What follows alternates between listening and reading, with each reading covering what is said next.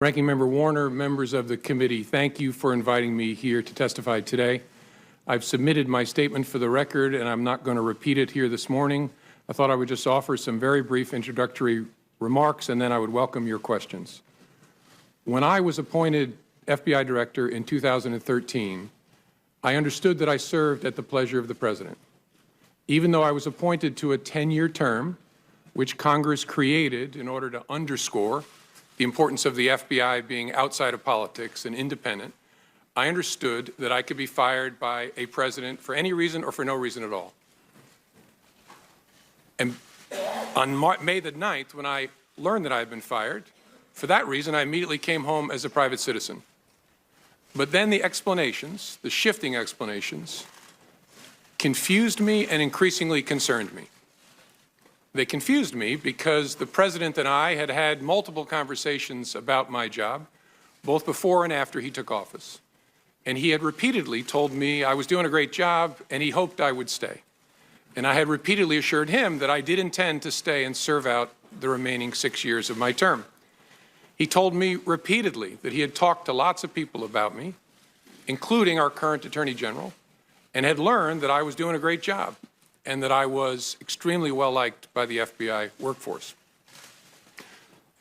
So it confused me when I saw on television the President saying that he actually fired me because of the Russia investigation, and learned again from the media that he was telling privately other parties that my firing had relieved great pressure on the Russia investigation. I was also confused by the initial explanation that was offered publicly that I was fired because of the decisions I had made during the election year. That didn't make sense to me for a whole bunch of reasons, including the time and all the water that had gone under the bridge since those hard decisions had to be made. That didn't make any sense to me. And although the law required no reason at all to fire an FBI director, the administration then chose to defame me and, more importantly, the FBI by saying that the organization was in disarray, that it was poorly led, that the workforce had lost confidence in its leader.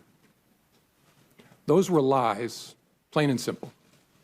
And I am so sorry that the FBI workforce had to hear them, and I'm so sorry that the American people were told them. I worked every day at the FBI to help make that great organization better. And I say help because I did nothing alone at the FBI. There are no indispensable people at the FBI. The organization's great strength is that its values and abilities run deep and wide. The FBI will be fine without me.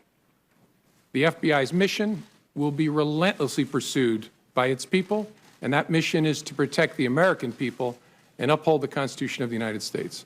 I will deeply miss being part of that mission, but this organization and its mission will go on long beyond me and long beyond any particular administration. I have a message before I close for my former colleagues of the FBI, but at first I want the American people to know this truth. The FBI is honest, the FBI is strong, and the FBI is and always will be independent. And now to my former colleagues, if I may. I am so sorry that I didn't get the chance to say goodbye to you properly. It was the honor of my life to serve beside you, to be part of the FBI family, and I will miss it for the rest of my life. Thank you for standing watch. Thank you for doing so much good for this country. Do that good as long as ever you can. And Senators, I look forward to your questions.